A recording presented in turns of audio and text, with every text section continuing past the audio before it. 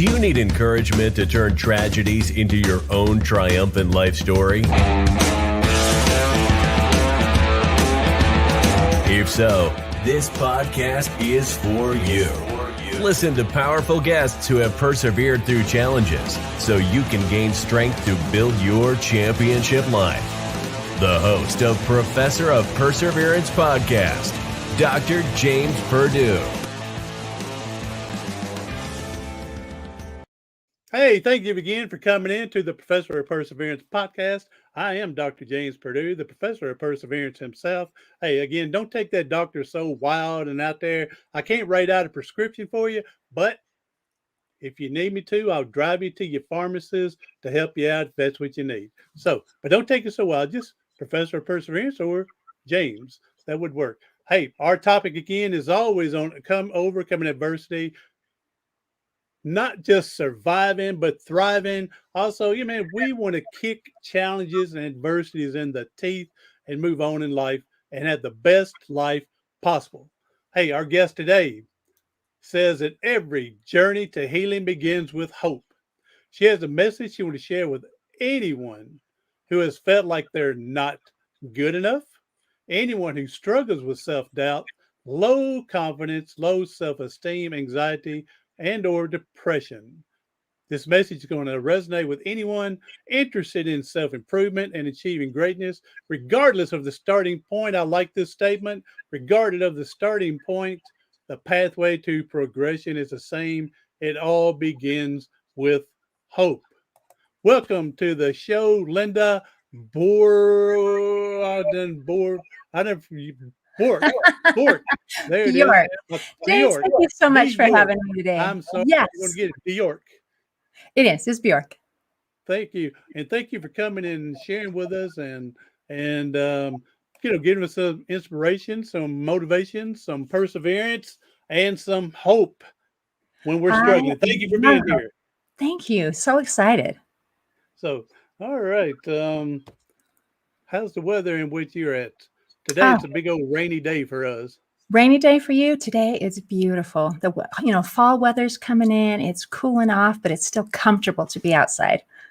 There you go. So yeah, we're not hanging around outside, even though the rain brings in the watering for our plants and trees and helps growth and everything. But I've told people I don't understand why people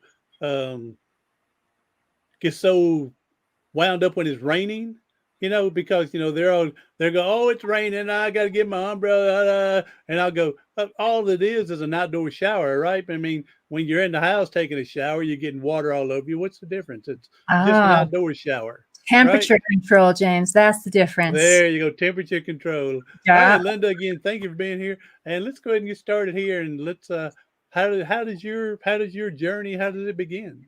Oh, thank you for asking. So, perhaps you're familiar with the Japanese art form called kintsugi, where they take broken pottery and then they reassemble it using this mixture of gold dust and lacquer, and it creates something that is beautiful and unique, and it's stronger than it was before. And it makes a transformation. And to me, that's what my story is. It's a transformation from broken to beautiful. And there are different kinds of broken. For example, you're crossing the street, you accidentally drop your cell phone and the screen cracks. And you think, dang it, I broke my phone. But you might just keep on using it because it still works. So for me, my basic brokenness was lifelong feelings that I'm not good enough. I don't matter. In fact, I'm invisible. I felt broken, but I could still function and live my life. Now there's another level of broken, and say you're crossing the street, accidentally drop your cell phone, and this time a truck runs it over. So now we have a different situation. It's not just broken, it's crushed, and it doesn't function like it did before. And for me, that being crushed was struggling with debilitating depression and anxiety. It felt like my comfort zone just collapsed. I didn't feel safe anywhere or with anyone. And I couldn't feel happy, regardless of the circumstances that were going on. There was emptiness inside of me. So what was it that, that truck that ran me over?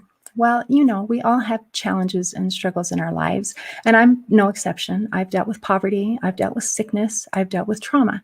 Like the time that I arrived at the scene of a motorcycle accident in time to see my son's broken body lying in the middle of an intersection, surrounded by flashing lights and emergency personnel.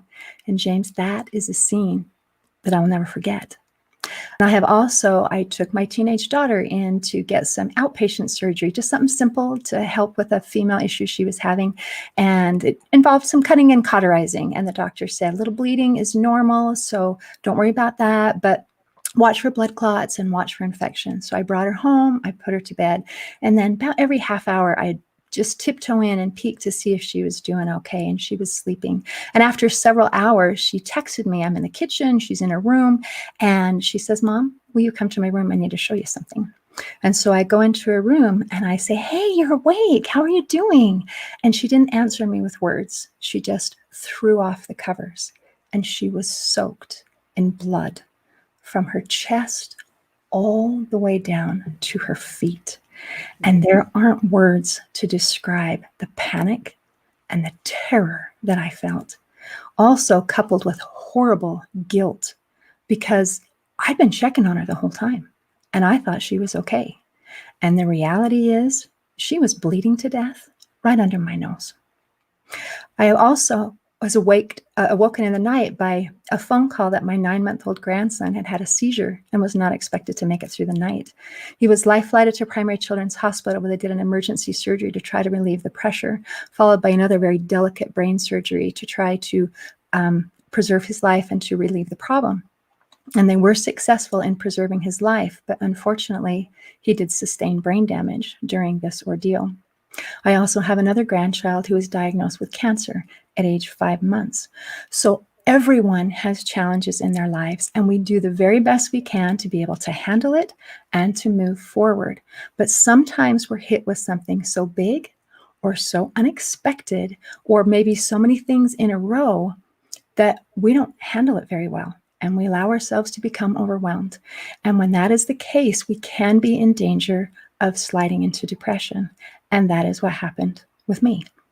It was as if I had fallen into a deep, dark pit that was so deep that no hope or happiness or sunlight could reach me.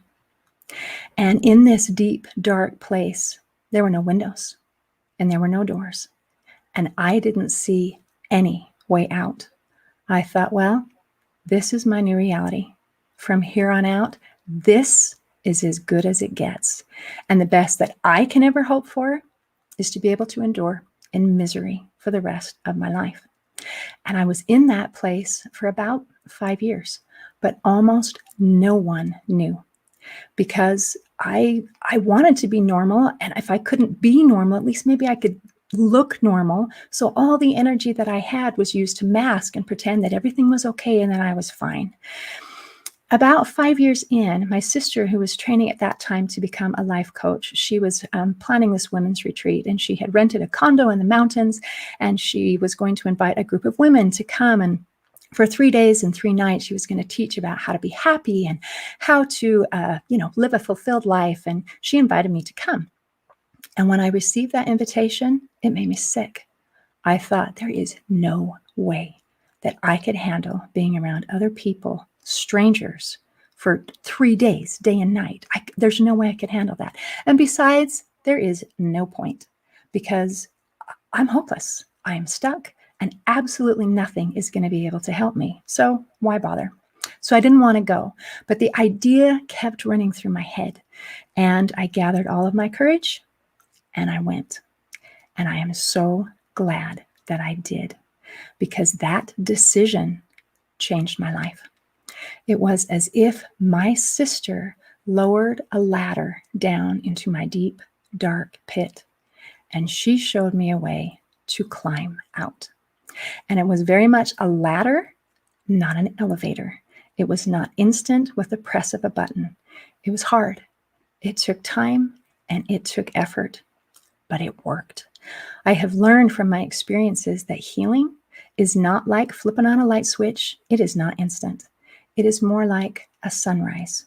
where the changes from moment to moment might be imperceptible, but it does come, and it is beautiful and it is powerful. I've also learned from my experiences that the feelings that I had of being broken and of being crushed are actually quite common, even among people that you might think have it all together. And I wrote a book about my experiences called Crushed, A Journey Through Depression. And I have received letters from so many readers who have said, wow, I felt like I was reading my own story. I felt like you were in my head. And they felt seen and they felt understood. And it gave them hope that they could heal too. And this is not just people who are struggling with anxiety and depression. These are all kinds of people dealing with all kinds of different issues. Because even though our life experiences are very, very different, the feelings and the emotions that we have are very similar and relatable. And that is what Crushed is about. This is me opening myself up, allowing myself to be vulnerable so that I can help other people, because I want to be someone who offers a ladder to anyone who feels stuck in a dark place. I'm trying to think what type of ladder. I'm just trying to throw it. Do you want just the swinging rope ladder, the sturdy wooden aluminum ladders? You I know, mean, that's what I envision, but I guess you people know, can choose their own. If it's I that mean, swingy kind, when you're trying to climb up, then you slip off and fall back yeah. down. See, I would think that would be the type really, because And then you there's no really have to guarantee. hang Well, there's on. no guarantee with what's going on. You do the best that you can. Yeah, and you really would have to hang on to the swinging Absolutely. rope ladder compared to a sturdy one against you, which is not guaranteed in life. That is So, very astute. So, yeah, I would probably agree so, with you. That wasn't the so picture that I had in my head, but your picture is probably more accurate to the way that things really are. I wouldn't say that. I was just guessing a little bit here. So, hey, drones travel. Hey, thank you for coming in today. And we're talking about providing hope during desperate times and low self-esteem and whatnot. So, thank you for coming in and and visiting with Linda. So, all right. Now, I want to ask you a question here. Now that you got to that pit you was talking about with no Mhm. windows, no doors, no way, no lights, nothing like that. Okay, but you knew that you had to put a mask on for people. Did people already see you or vision you as being the hard nosed leader, the self reliant? I can go to her for help, Oh, and now absolutely. you've had to hide your weakness to still be able to try to help them. Right. You know, I would love to have been able to help them, but at the point I was in absolute survival mode. I just wanted to Yeah. keep people out of my business, because when you're in that dark place, and maybe I don't know if you've had that experience, but I couldn't deal with people trying to fix me. Well, I don't know if all of us been in that dark place that you're talking. I would say that I have, because I did attempt suicide 3 times in 3 days. Is how bad I wanted out. And the I last time they found me sucking carbon monoxide from my van, and I wasn't responding. They got me to the hospital, and I was in hospital for 7 weeks. And so, when you live through a suicide attempt, they make you see a psychiatrist, they make you see a psychologist, and that eventually is why I started this podcast. 12 years ago, I didn't know about a podcast. I didn't know about YouTube and all that. But he's the one that said that I have a story to get out. I need to share it, need to encourage other people, and need to write a book. And from that point on is where I'm at today, is because of this, and providing a platform for people like you to get your message out. And they appreciate, again, you sharing this message. So I don't know if you ever got that deep into your pit, but I did get that deep, that I actually did attempt. And so from there. Well, I am grateful that you're still here. You know, some interesting things that you brought up. He helped you have a purpose. And I think having a purpose, you know, if you've read Viktor Frankl's book about man's search for meaning, he talks about, He made me read that while I was in the hospital. right. He said, if you have a why, you can make it through anyhow. So that having a purpose in our life, that's fantastic. Yeah. So Yeah. The psychologist that I had while I was in the hospital, he had me read that, and then we would talk about each chapter when he would come by to visit me while in the hospital. Yep. So, yep. So that's it. That's one of the things about once we lose this hope, this purpose, and we're deep down in that hole, it's hard to dig yourself out.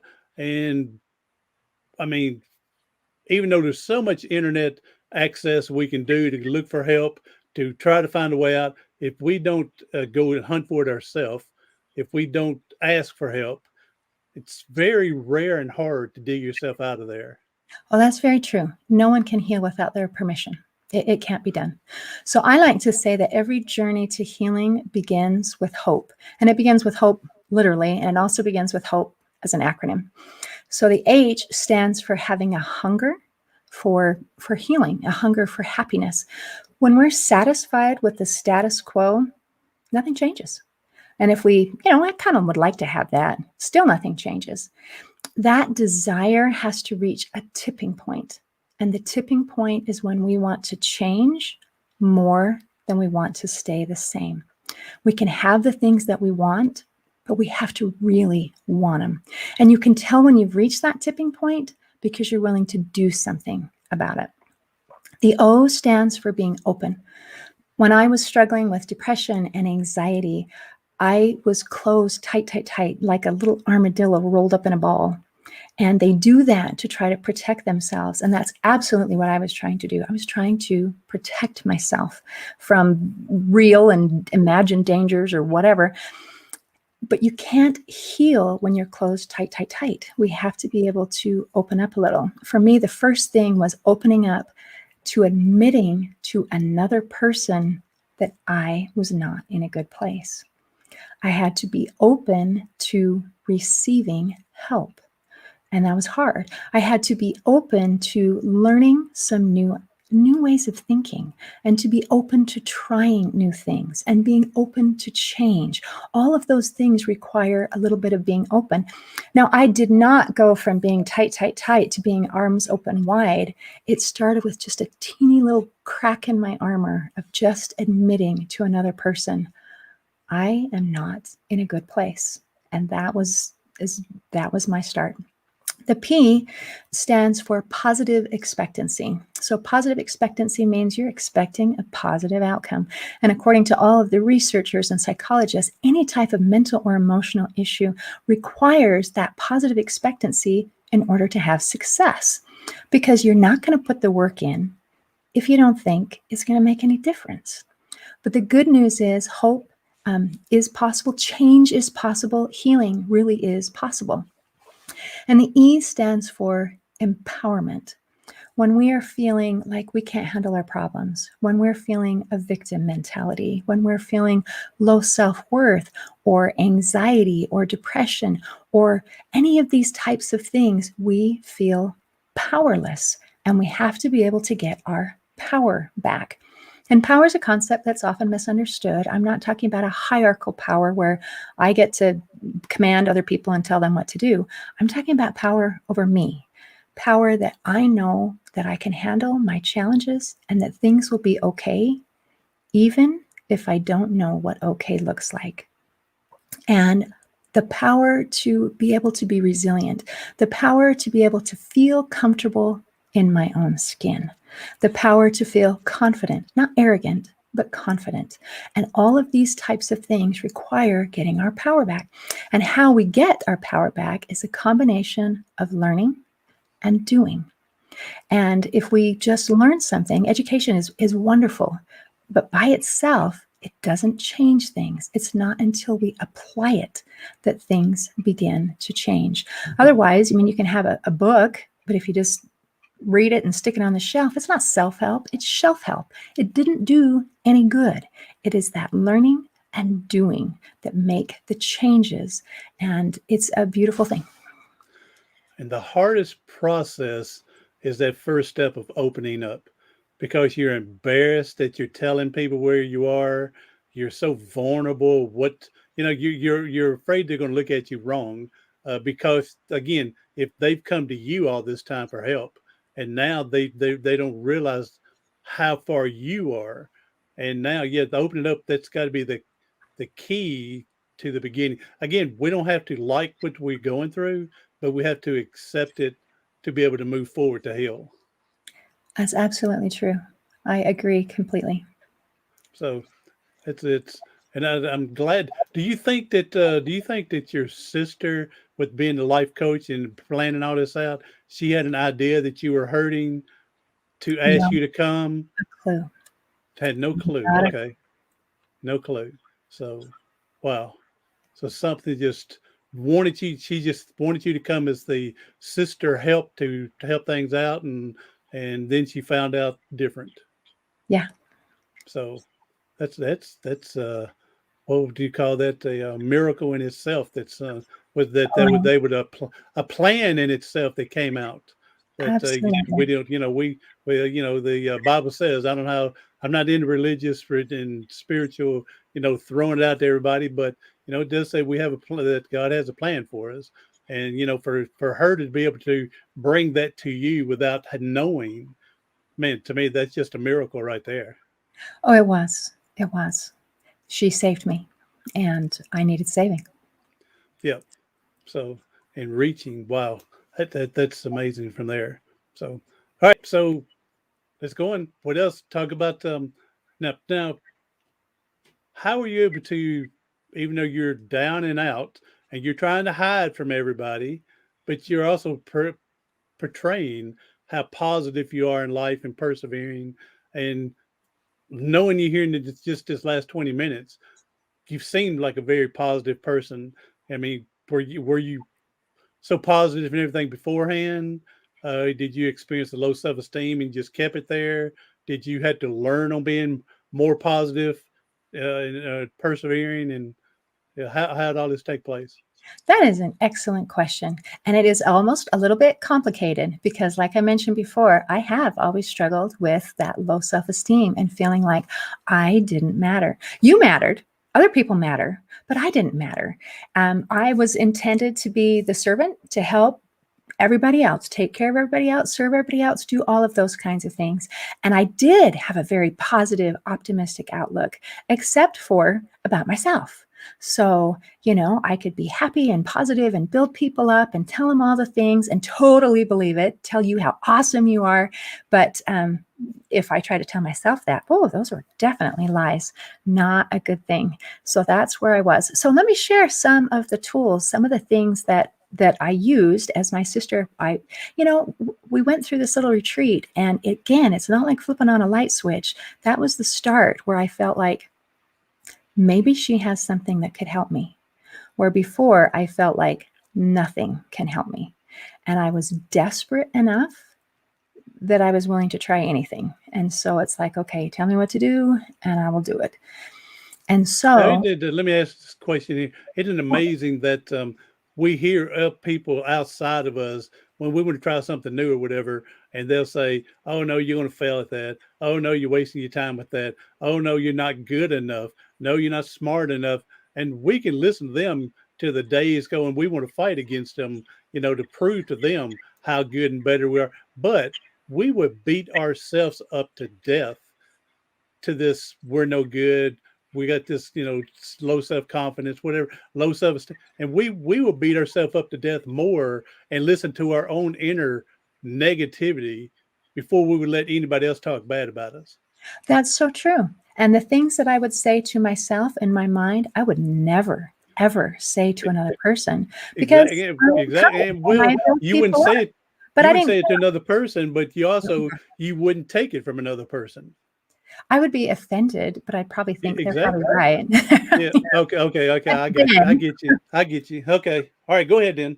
totally. So some of the things I had to learn how to change my self-talk. We're talking about self-talk, the things that were going on in my head. I had to learn how to say kind things. And boy, did that feel wrong, like I'm lying. That was so, so, so hard.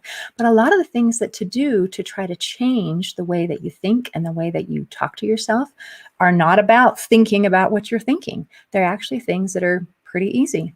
For example, music. Music is a very powerful tool to help change the way that we feel. So much research has been done. It helps to lower muscle tension. It helps to reduce our cortisol levels. It helps to boost those neurotransmitters that help make us happy. And if you really want to bump up the power, you sing. And singing along has been proven in so many research studies that it helps to alleviate depression and anxiety.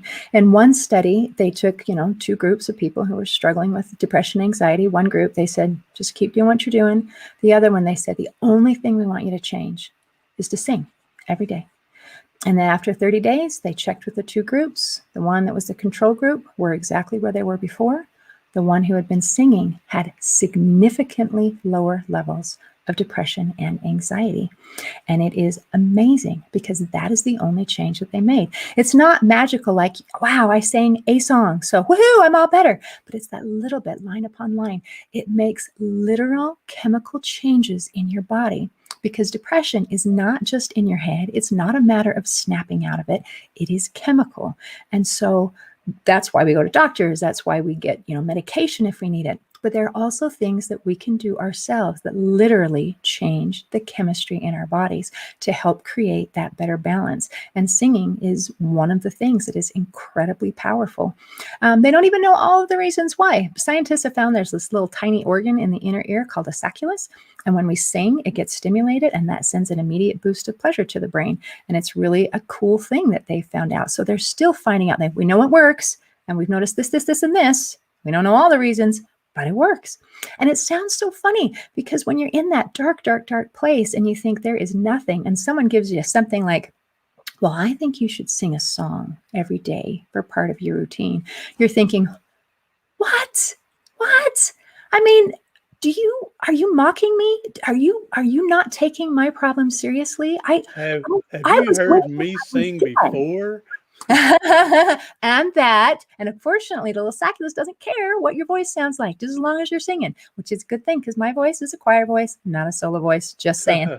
So that's one of the tools, and another tool is gratitude. Writing in a gratitude journal each night, writing our successes. Gratitude is another one of those things that is incredible. And the research that shows that when we are in an attitude of gratitude, it actually increases the neuroplasticity in our brain, which helps us to be able to be more resilient. It helps us to be able to adapt, to change better. It also helps to stimulate the prefrontal cortex area, so it helps us make better decisions. And in another study where they took a group of people who were severely depressed and they said, okay, this is what we want you to do. Write 3 things that you're grateful for in a journal every day. That was it. And then after 15 days, they checked back with them, and 94% of the people who were participating in this study noticed an improvement. They had gone from severely depressed to moderately depressed or mildly depressed. They weren't all healed, but it was a start and made incredible progress in the right direction. So these tiny little things, they're small, simple action steps, learning and doing. And you do just a little bit of something in the morning and something in the afternoon and something in the evening. And those little things build on each other. And some of them will change, like singing can change the chemistry and the way you feel immediately. But the effects don't last forever. And then you have to do the next thing to keep it up, and the next thing, and just those little things until it changes and balances everything out. There's so many incredible things. I started a nonprofit. It's called Hope for Healing, and we share so many tools of how to make these chemical changes in our body. And these can help us get that power to build our confidence, to be able to, build our self-esteem and to work on our relationships and to be able to manage our stress and also to be able to alleviate feelings of depression and anxiety. The tools are pretty similar. They fix all of those things. They are amazing. And it's truly, and I'm with you with the gratitude book and everything. Again, my dog don't even want to hear me sing, but I understand the concept. It brings joy and everything, and then this volume. I understand the concept, but the gratitude journal, it was amazing. I was thinking one day that I was driving down the road, And again, I'm in a wheelchair. And so I'm driving down the road, and it was a cold day. And I see these two people walking on the road. And then I was going, well, I'm thankful that I'm able to drive, that I'm not out in the cold. But then I was thinking, what if their gratitude is, hey, I'm glad I'm outside walking and it's a beautiful day, and not thinking about the cold? And I'm saying, so we all have our own gratitude. It doesn't have to be the same as anyone else. Where I was looking at, I'm glad I'm warm driving down the road, not in the cold. There's that I'm glad I'm healthy walking, and could be. I didn't stop and talk to him, but we don't have to have the same gratitude. No, we don't. And I love your comment about the singing too, that you don't want to sing, your dog doesn't want to hear you sing. What I propose is to have a whole tool belt full of tools of things that work. This works. This works. This helps. This helps. This helps. This helps. And then you can choose and say, oh, I like this one. I don't like that one. I'll try this one, so that there are options. It's not you have to do this one thing. It's this works, and this works, and this works, and you can combine as many things as you'd like. But if there's something you don't want to do, then don't do it. Because there's so many wonderful things that help, that there's definitely going to be something that resonates with you, and you say, oh yeah, I would do that one. Like the gratitude journal. Yeah, I'd do that. And I would encourage, even if you don't want to do something, you're going, I don't know about that. I would hope that people, or me or whoever, would at least attempt it, try it a few times. Then if you're all sold out on it, give up and find something else. But who knows, if you try it, you may learn to like it and may learn to stick with it. That's very true. And I have to tell you, with the singing thing, when my sister asked me to sing, I thought, are you out of your mind? No way.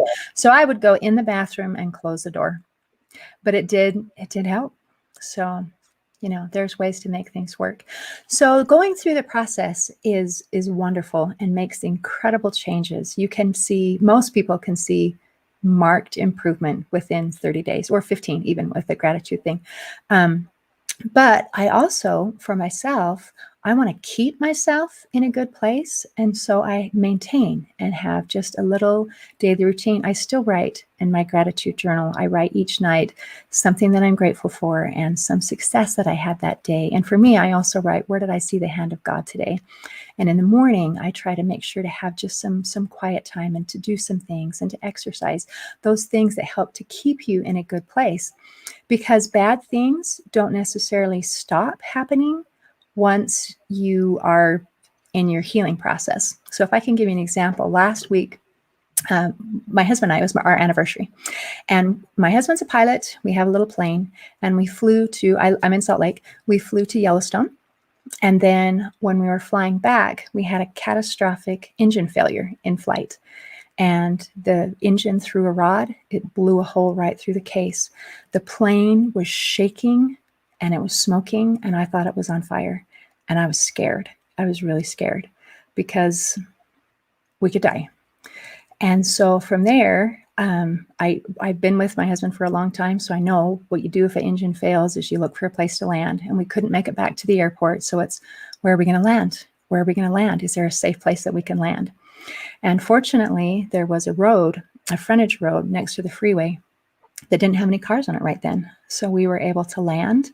And then, the cars came, and we just pushed the plane off the side of the road into the shoulder and let the cars go past, and then waited. And my husband went, a passerby picked him up and took him to the airport to get the truck and the trailer while I waited with the plane. And it was so funny because a police car came by and I waved at him, and he didn't even slow down. He just drove right on past. And I thought, wait, what? Is this like a normal kind of thing that you're not even going to look at? And so I thought, well, I'm not sure who we're supposed to call. So I'm looking up on my phone on Google, who do we have to report to and whatnot. And then somebody else must have told on us, because pretty soon another police car came, and they actually did come to me, and another and another and another and another, and an incident manager. And pretty soon I had 7 of them, and they're all around me. And eventually we figured out who to contact. And since there wasn't damage to people or property, it wasn't considered an accident. It was an incident. So we were able to load up the plane, put it in the trailer, and get in the truck and drive. 10 minutes down the road, there's another explosion, and now the truck is smoking and fluid is shooting everywhere. And it's like, really? Really? So we pull off to the side of the road, and we're next to the freeway, and have to get out and open up the hood and try to see what is wrong with the truck. And it had blown a hose off of the radiator hose, and so we had no coolant, we had nothing. And so we did a little makeshift thing and poured our water bottles in it and tried to make to a gas station and then nurse its way home. And it was like, we finally made it home. And we opened up the garage. We'd been gone a couple days, and my car was in the garage, and it had a flat tire. It was like, really? And so we're still shaken from the accident, and we like to ride bicycles. So we said, you know what, let's just go for a bike ride and just calm down. So we went for a bike ride. And pretty soon my husband's bike starts rattling and making all these funny noises. It's like, really? And so we checked to see what was on, and like a little piece of plastic had broken off and was all caught. So we were trying to get that. And we said, you know what? We've got to go for a canoe ride because we need to see if our boat's going to sink. Because today, every vehicle that we own is like totally betraying us. And so we were just laughing like, really, really, really? And so it was a day that had a lot of really not good things that took place, and yet we were okay. I mean, not only okay physically because we didn't crash and burn, but also okay mentally and emotionally and resilient. Like, we're okay. So trying to keep ourselves in a good place for when those bad days happen, because they happen, is a very healthy thing to do. Yeah, the Zig Ziglar once said, just because you're positive, maintain this positivity, doesn't mean the bad stuff and negativity is not coming your way. It Nope. just means that you can handle it better than the people that are negative is the main Exactly. thing. And so, yeah. Sometimes with your story there, sometimes when it rained, it does more than pour. It's thunderstorming. And so, just to learn to dance in the rain and enjoy the best. And again, the main thing is, didn't get hurt, didn't die. And the main thing is, this is the best you can throw to me. Hey, we're moving on. Yeah. So Yep. that's the day in its story there. That'd be a good little write up in a what used to be. I don't know how much people do Reader's Digest now, but that'd be a nice little story in a Reader's Digest type of thing. So Yeah. all right, Linda. So hey, we're talking with author Linda over here too. Hey, we'll put up books on the on the channel here. If you can tell us more about this, it says You Got This, an action plan. It is. This is You Got This, an action plan to calm fear, anxiety, worry, and stress. So I wrote this book when I was during COVID, because so many people were feeling overwhelmed and stressed and afraid. And to be able to help people be able to manage that stress is so important, because we can live a happy life and feel inner peace regardless of the circumstances that are around us. It is so empowering. And it is an action plan because it is a combination of learning and doing. It compiles small, simple action steps and explains what it is, why it works, how to do it, and puts it in a little schedule so that you know when and how to do it. And it's a fabulous book. I highly recommend it. There you go. And you got another one here. Yeah, so 30 Days to Alleviate Depression is also an action plan. And this book is available to download for free on the Hope for Healing website. So if anyone is struggling with depression, I invite you to get all the help that you need, whether that be professional help or medication, all of the things. But this might be just the tool that you're looking for to make up that difference. Because whenever we're struggling with depression, we want to look for the cause, not just address the symptoms, but to address the cause. And working through this action plan can help to be able to address those causes and to bring those feelings of happiness and peace and joy back into your life. He said it's a free download. Where can they get this? It's at Hope for Healing. The website, it's hopeforhealingfoundation.org. And there's a tab labeled free stuff, and you can find it there. There's another tab on depression, and you can also reach it through that avenue. All right. And we'll put that link in the show notes here. Yes, please. Later. So, and third one. Crushed. Okay. This one is my personal journey through all of the things. And I wrote it when I was in it, and it is raw and it is real. And it was really, really scary to write. And it was really, really scary to share. I've had people come up to me and say, I cannot believe that you said that. I cannot believe you didn't edit that out. But I'm so glad that you did, because I felt that way too. I was going to say, how many would say, I can't believe you said that, and that's the way I'm feeling as well, or have felt before. Yeah. It just said, you are so brave. I can't believe you've made yourself so vulnerable. But again, I want to offer a ladder to anybody who feels stuck. I remember the feelings. I didn't attempt suicide, but I wanted to so bad. I wanted to be done. I was so miserable. And I remember being curled up on my couch and just crying and thinking, I take me out. Please, I can't do this another day. And those feelings. And now to feel fabulous and wonderful, it's like I can't even remember how horrible that was. And then when I read the book, it's like, oh, this poor person, I feel so bad for him. Wait, that was me?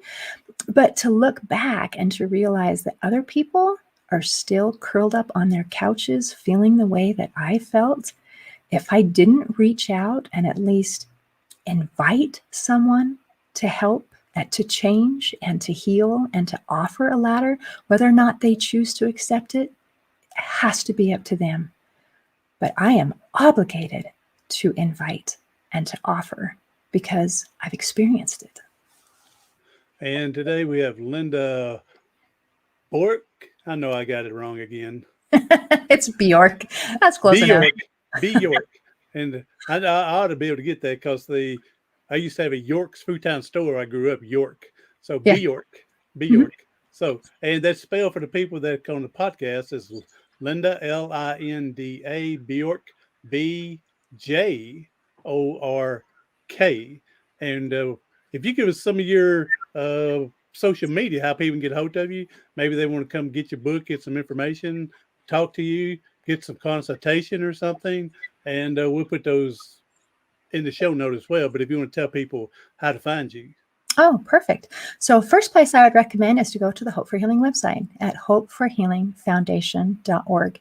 And you can also, I also run a podcast, so you can look up Linda's podcast at lindascornerpodcast.com.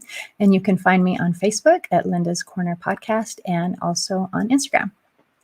There you go. Boy, these podcast things, man, they're getting popular. So I'm so glad that, not that I'm glad I'm attempted what I did years ago, but what it has led up to, it's just been fascinating for me. And so I get to hear your journey and other people's journey that helps me feel better about myself as well. And I appreciate y'all sharing your journey with us.